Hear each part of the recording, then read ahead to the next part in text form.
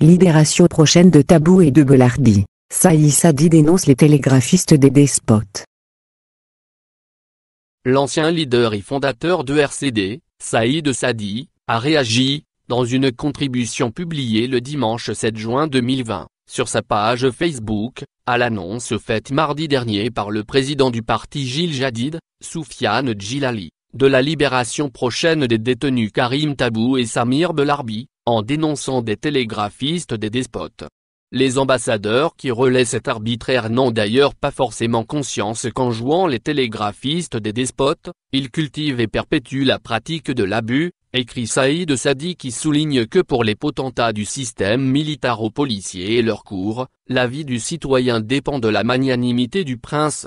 Saïd Sadi dénonce, pour le courtisan, l'Algérien détenu illégalement n'a droit ni à des excuses ni à des réparations dès lors qu'il a osé défier l'autorité toute puissante, indiquant que les satellites du régime s'autorisent à révéler, avant que la justice ait statué, l'élargissement des citoyens privés de liberté pour avoir émis une opinion jugée non conforme à la doxa officielle dans leur pays. L'ancien leader du RCD a souligné que la fin d'une détention arbitraire est présentée comme un signe d'apaisement sinon un acte de générosité, ce qui suggère que ces détenus ont mérité leur emprisonnement. Ceci dénote une méthode de gouvernance qui en dit long sur la conception de la citoyenneté que se font les détenteurs du pouvoir. Ce qui est préoccupant pour l'avenir immédiat du pays, selon Saïd Sadi, c'est de voir une partie de l'opinion accepter de loger dans les rangs de l'opposition des acteurs qui assurent le service après-vente d'archaïsme politique digne du Moyen-Âge. Il a rappelé que le chef d'État dispose du droit de grâce qu'il peut exercer une fois la condamnation prononcée. Il ne peut en aucune manière interférer dans une action de justice en cours, ce qui est le cas en l'occurrence. Le syndicat national de la magistrature n'a pas émis la moindre protestation contre cette pantalonnade. L'institution judiciaire n'avait pas besoin d'une démonstration aussi grotesque pour mériter son surnom de scribe d'ordre téléphoné, déplore le fondateur de RCD. Pour Saïd Sadi, l'esprit de la Soumam qui a assumé l'universalité est à l'ordre du jour. Ceux qui y souscrivent œuvrent à la perspective démocratique, ceux qui l'esquivent, l'occultent, s'y opposent ou pire le polluent travaillent objectivement au maintien du statut militaire ou à l'avènement de son duplicata théocratique, estime-t-il. Il pose une alternative évidente et simple, c'est la Soumam ou la dictature, militaire ou théocratique. Tout le reste est mercantilisme opportuniste. Air Algérie annonce la date de reprise de vol vers les RUP. La compagnie aérienne se dit prête à reprendre ses vols internationaux, notamment vers les pays européens de l'espace Schengen, Europe. La date avancée par Air Algérie est le 1er juillet, selon ce que rapporte El Moudjahid.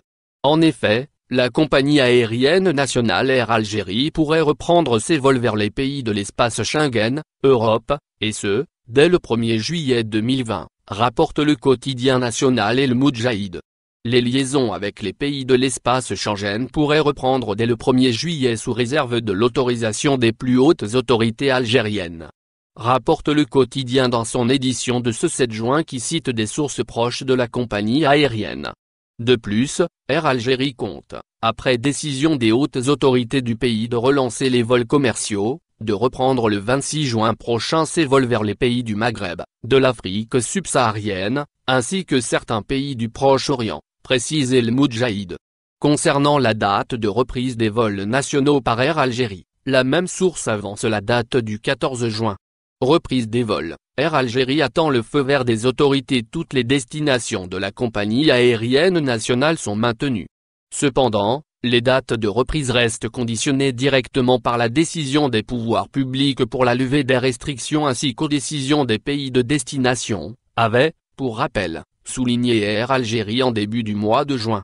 En effet, il convient de rappeler que la compagnie aérienne tient compte de l'annonce faite le 18 mai dernier par la présidence de la République. L'ouverture ou la fermeture de l'espace aérien relève d'une décision souveraine du ressort exclusif des plus hautes autorités du pays, avait indiqué le communiqué de la présidence de la République. Solution politique en Libye. L'Algérie s'exprime sur l'initiative égyptienne. L'Algérie a pris acte de la dernière initiative politique en faveur d'un cessez-le-feu immédiat et d'une solution politique à la crise libyenne, a indiqué dimanche un communiqué du ministère des Affaires étrangères. Le communiqué rappelle la position de l'Algérie qui se tient à équidistance des frères libyens ainsi que les efforts consentis à différents niveaux pour parvenir à un règlement politique, à commencer par un cessez-le-feu et le retour des belligérants libyens à la table du dialogue, pour aboutir à une solution politique inclusive, conformément à la légalité internationale et aux décisions du Conseil de sécurité onusien, et ce dans le respect de la volonté du peuple libyen frère. L'Algérie a réitéré son attachement au rôle axial des pays voisins afin de rapprocher les vues entre les frères libyens, à la faveur d'un dialogue inclusif en tant qu'unique voie pour rétablir la paix en Libye et garantir son unité et son intégrité territoriale. De ce fait, l'Algérie appelle les différents acteurs régionaux et internationaux à coordonner leurs efforts pour trouver un règlement politique durable à la crise dans ce pays frère, conclut le communiqué. Première phase de déconfinement en Algérie a commencé ce dimanche 7 juin.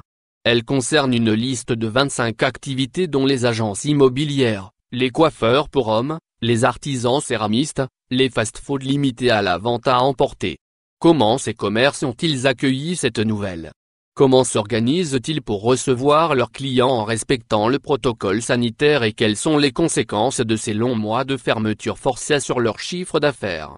Virée au cœur de la capitale, une reprise au compte-gouttes ce dimanche matin, Alger est encore plongé dans sa léthargie. C'est calme, plat et triste. Beaucoup de commerces sont encore fermés, même ceux dont le gouvernement a autorisé la réouverture dans la première phase du déconfinement. D'autres commerçants qui ne figurent pas sur cette première liste prennent les devants. C'est le cas des boutiques de prêt-à-porter. Rideaux à moitié baissés, l'heure est au nettoyage et au rangement des vêtements sur les cintres. Ce sera certainement pour la semaine prochaine, nous lance le gérant d'un magasin d'habits pour femmes rue Didouche Mourad. On anticipe pour être au taquet le jour J. Loyer facture de la crise sanitaire au fast-food à la bonne heure rue Larbibin midi. C'est la dernière ligne droite avant de commencer à recevoir les clients pour la vente à emporter. Mes employés ont fait le ménage à fond et tout désinfecté, explique Karim, le propriétaire de cette enseigne. Les achats de viande et de légumes ont été effectués ce matin et dès demain, nous commencerons à servir les clients. J'ai doté le staff de bavettes et gants afin de respecter le protocole sanitaire. Du gel hydroalcoolique sera également mis à la disposition des clients. Pour lui, la décision du gouvernement d'autoriser la réouverture des fast-foods est salutaire. Après 3 mois de fermeture, il était temps pour moi de rouvrir sachant que je paye un loyer de 300 000 $ mensuels, sans compter les autres charges. Toutefois, je ne me fais aucune illusion, je ne vais pas rattraper les pertes. J'ai 2 salles en sous-sol et 40 tables qui vont rester vides. Je ne peux pas compter sur le takeaway pour faire du chiffre, d'autant plus que les gens ne vont pas se bousculer pour manger dehors, par peur de choper le Covid-19, ajoute-t-il. Chez Chicken Shawarma, autre fast-food sur la rue Didouche Mourad, dans le centre-ville, l'heure est au grand ménage également. Les employés récurent le sol et les comptoirs à grands coups de produits détergents et d'eau de javel. Tables et chaises sont entassées sur le trottoir. Le gérant est dubitatif. Avant le début de la crise sanitaire, nous servions les gens sur la terrasse. Il y avait beaucoup de passages. Mais avec la vente à emporter et les transports qui n'ont pas encore repris, ça sera galère, se plaint-il déjà. Rue Assibabin Bouali, un magasin de vente de produits d'électroménager. Ali, 79 ans, se dit soulagé par la réouverture de son magasin.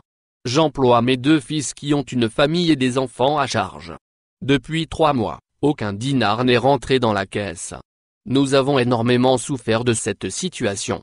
Et pour un premier jour de réouverture, nous avons reçu très peu de clients. Il faut probablement attendre la reprise du métro et du train pour les voir affluer en nombre. Et avec le couvre-feu, nous baissons rideau à 15 h car nous habitons à Bordj El Kifan. 3 heures de perdu par rapport à l'avant-coronavirus. Au final, n'oubliez pas de vous abonner à la chaîne et appuyez sur la cloche pour recevoir toutes les nouvelles.